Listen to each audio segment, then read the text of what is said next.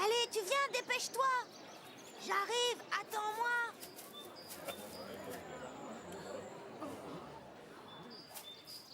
J'aimerais tout d'abord vous remercier d'être venu aujourd'hui. Voir la famille Millennium réunie est un de mes plus grands bonheurs. Maintenant, j'aimerais vous présenter deux garçons très prometteurs. Ils sont nouveaux venus dans la famille. Ce sont mes petits derniers. Voici Harry McDowell et Brandon Heath. Harry et Brandon nous ont rejoints pour contribuer à la prospérité de la famille. Nos deux compères ont aussi juré de tout faire pour en assurer la protection. Faites-moi plaisir, veuillez accueillir comme il se doit ces deux jeunes hommes exceptionnels.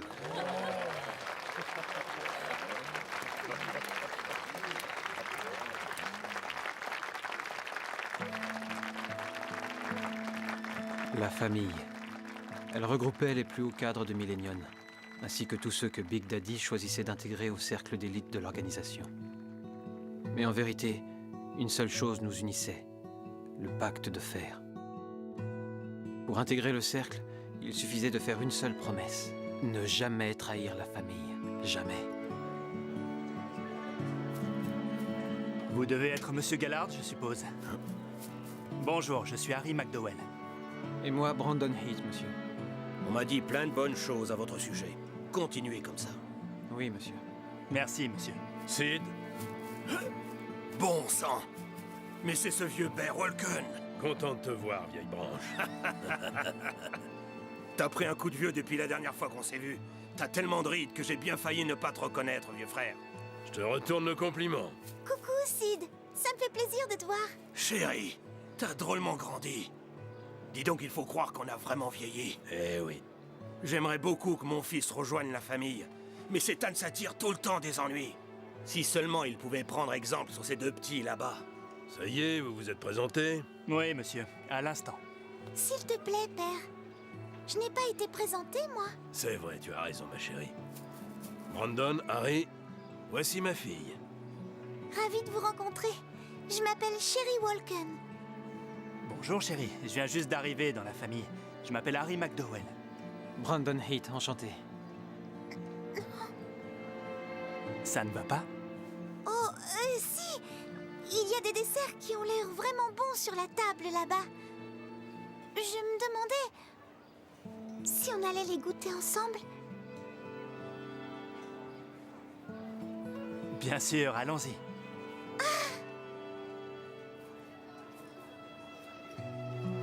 J'ai l'impression que ton partenaire sait y faire avec les femmes. Petit message pour Harry. S'il touche ne serait-ce qu'à un cheveu de ma fille, je lui colle une balle dans la tête. C'est bien compris? Je lui dirai, monsieur. Tu joues au père super protecteur? Ah, Bert, te voilà, je te cherchais. Je suis content que tu aies pu venir. Je suis désolé d'arriver si tard, monsieur. Veuillez m'excuser. Il y a eu une petite dispute de territoire. Le problème est réglé. Ne t'inquiète pas, je sais que tu es très occupé. Pas besoin de t'excuser pour ça. Merci, monsieur. Alors, Sid, je vois que tu as fait connaissance avec mon dernier fils. Prends bien soin de lui. Avec plaisir, monsieur. Sans problème. C'est incroyable que ces petits jeunes aient déjà réussi à se faire une place dans la famille. Ça fait 30 ans que Big Daddy dirige Millennium. Ceci dit, il n'est pas éternel. Tu crois qu'il a déjà choisi son successeur? Je ne pense pas, il est encore jeune. Il a le temps d'y penser. C'est vrai, mais le boss n'a jamais eu d'enfant naturel. Ça veut dire qu'il n'a pas vraiment d'héritier. Il ferait mieux d'en désigner un de son vivant. Je ne vois pas qui pourrait prétendre au titre. Il faut du charisme pour prendre sa place. Et pourquoi pas toi, mon cher Bear? Sans façon.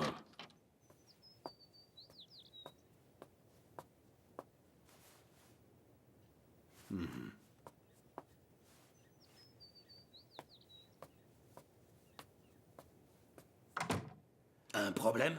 Il y a eu un braquage, 2 hommes sont morts.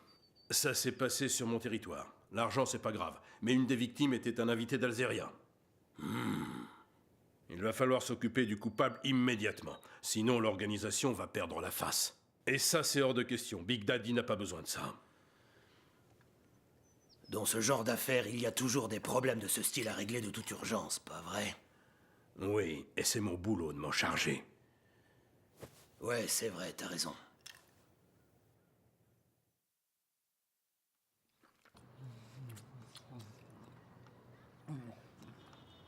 Alors, comment s'est passé ton premier jour dans la famille? Bien, mais c'était assez stressant. Ouais, enfin, moi je trouve que c'est pas juste que Brandon et toi ayez rejoint la famille sans nous. Un peu de patience. Tu vas voir, une fois que j'aurai un peu d'influence dans le milieu, je pourrai facilement vous recommander à mon patron. J'espère bien, on compte sur toi. Pas de problème. Je n'ai pas l'intention de m'arrêter en si bon chemin. Eh, Bob, ça c'est une liste des membres de la famille.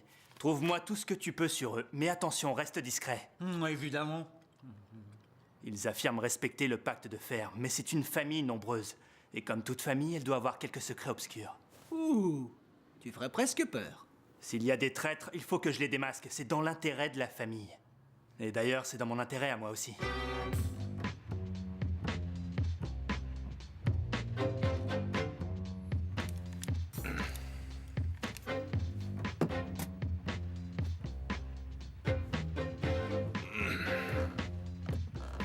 Ça gaze.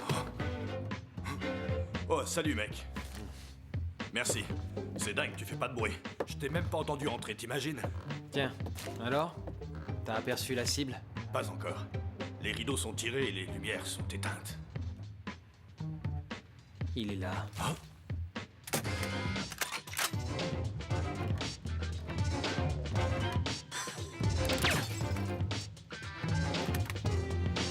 Je vais jeter un coup d'œil.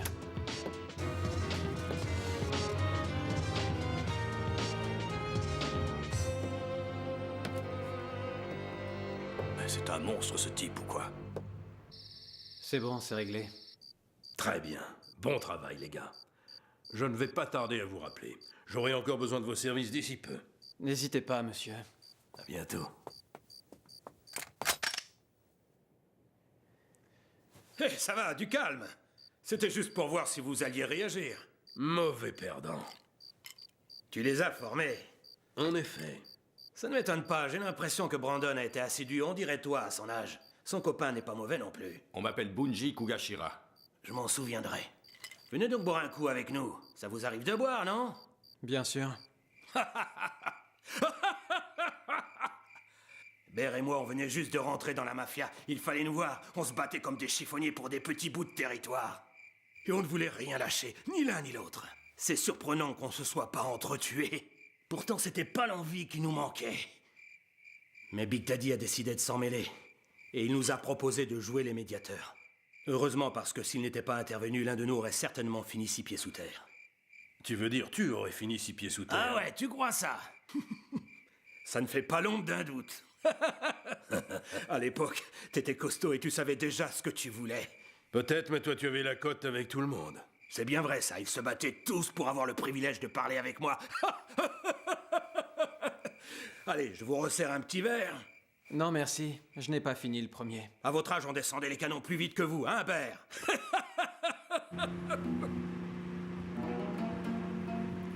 Hé mec. Ces gars-là, c'est eux que tu appelles ta famille? Parce que moi, je suis orphelin. Du coup, je sais pas trop ce que c'est une famille, j'en ai jamais eu. Moi non plus.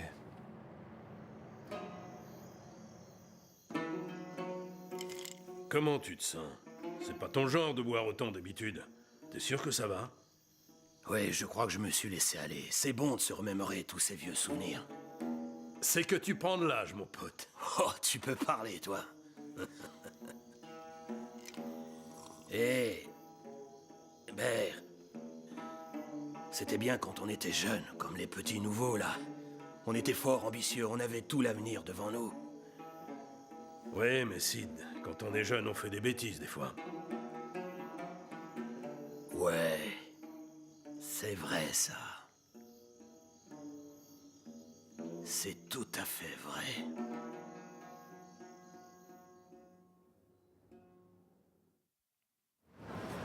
Oui, c'est Harry McDowell. Savez-vous si Big Daddy a eu le temps de lire ce que je lui ai envoyé l'autre jour? Je comprends bien. Ouais, effectivement, c'est surprenant. Mais c'était de mon devoir de l'en informer. Je dois protéger la famille. Oui, monsieur. Adressez mes salutations à Big Daddy quand vous le verrez. D'accord. Merci. À plus tard. J'espère que je ne vous ai pas trop fait attendre. Ne t'inquiète pas, je viens juste d'arriver. Quelle robe magnifique. Tu es jolie comme tout. Vous trouvez? Merci, monsieur McDowell. Appelle-moi Harry, je t'en prie.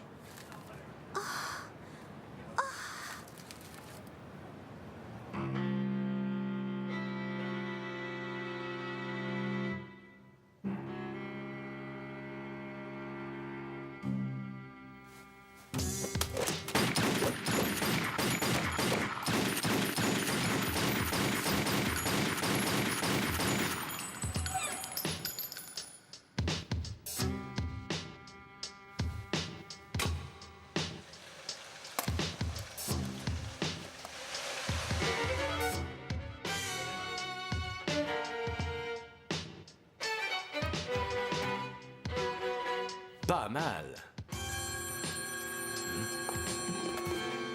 Allô? C'est pour toi. Oui, je vous écoute.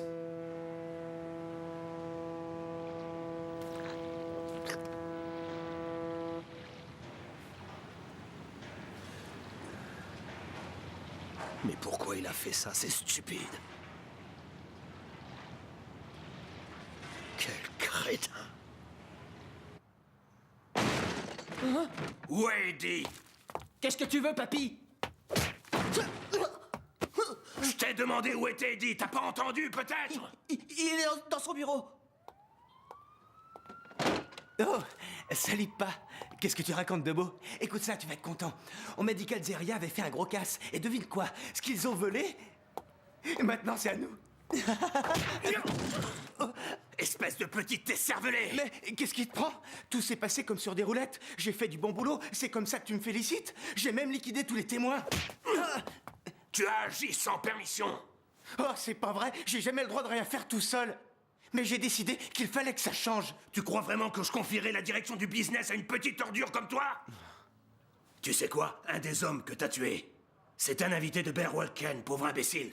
Oh, un invité de ton copain Bear? Putain de merde. Comment j'étais censé savoir qui il était? Mais on s'en fout de ça! Le problème, c'est que tu l'as tué et on peut pas revenir en arrière! Eddie, l'organisation va perdre la face à cause de toi! Papa, je t'en prie, aide-moi. Je veux pas mourir. Fais quelque chose. Aide-moi, je suis ton fils. S'il te plaît. Je t'en supplie. Papa, je t'en supplie, fais quelque chose. Tu dois m'aider.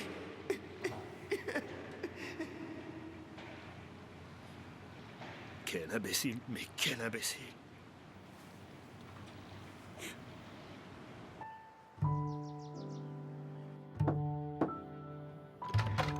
Mon oncle? Juste ciel. Vous buvez déjà? Vous ne trouvez pas qu'il est un peu tôt?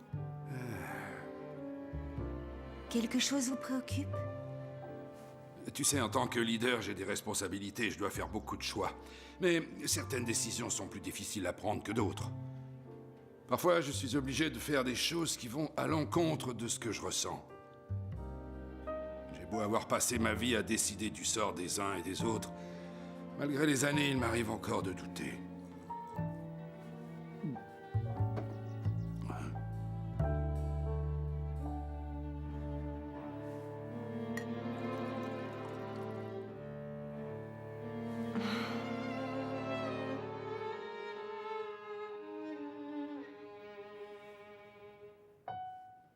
Sid.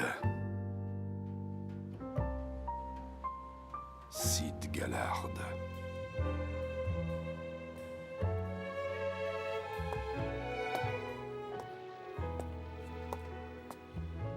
Je peux m'asseoir? Bien sûr.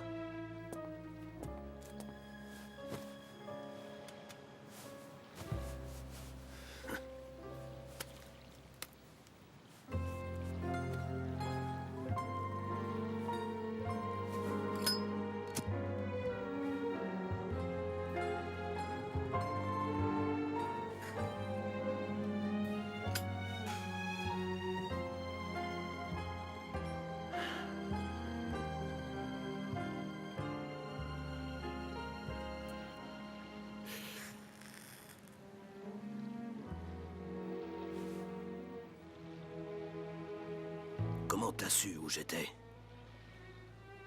C'est le territoire qu'on se disputait quand on était jeune. Et dire qu'on a risqué nos vies, qu'on s'est battu corps et âme pour un endroit aussi misérable. Oui, ce qu'on était bêtes.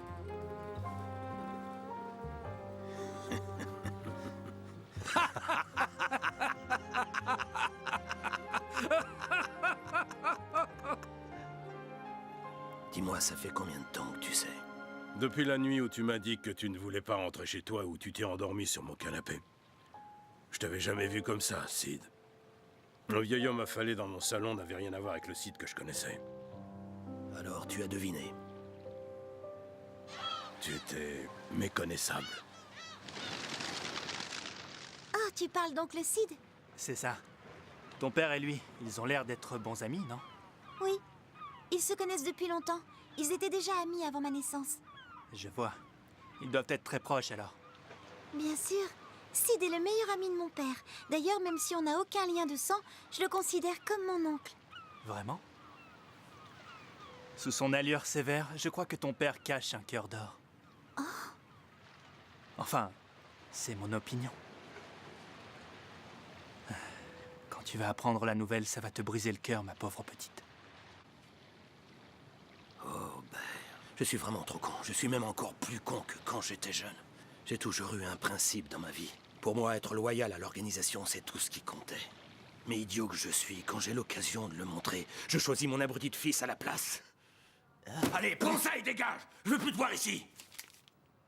Mais pas... Pars, je te dis, et ne reviens jamais! Si un membre de l'organisation te voit, je t'assure qu'il te butera sans hésiter. Et moi aussi, je le ferai. Je ne réfléchirai pas. Ça ne sera pas une grosse perte de se débarrasser d'un fils indigne. Tu ferais ça? Sans aucun scrupule! Allez, fous le camp! Mais je sais pas où aller. Dégage tout de suite!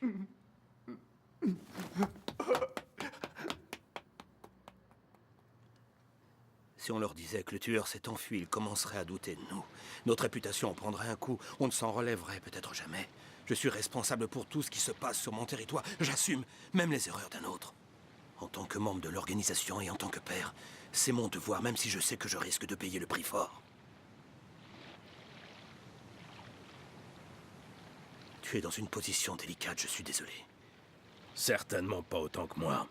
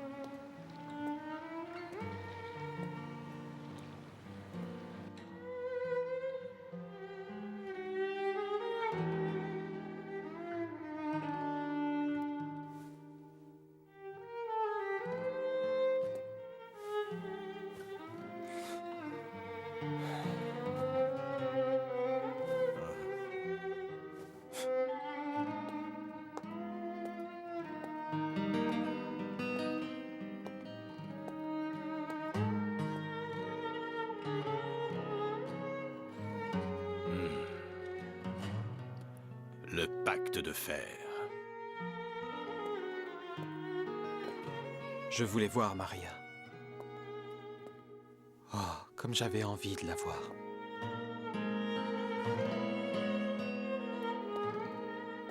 Mais ce n'était pas possible. J'avais perdu ma dignité.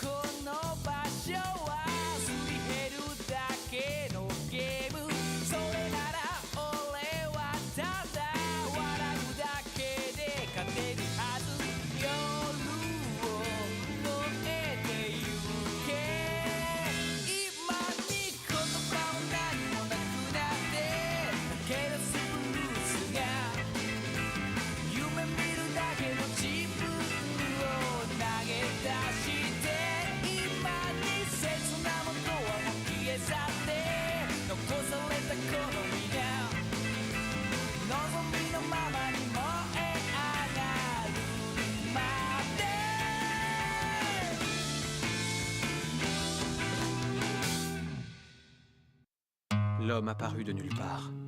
Il empêcha Brandon de passer. L'homme se tenait devant Millennium, en travers de son chemin. Cet homme, c'est Blood le Belliqueux. Il vient déclarer une nouvelle guerre pour étancher sa soif de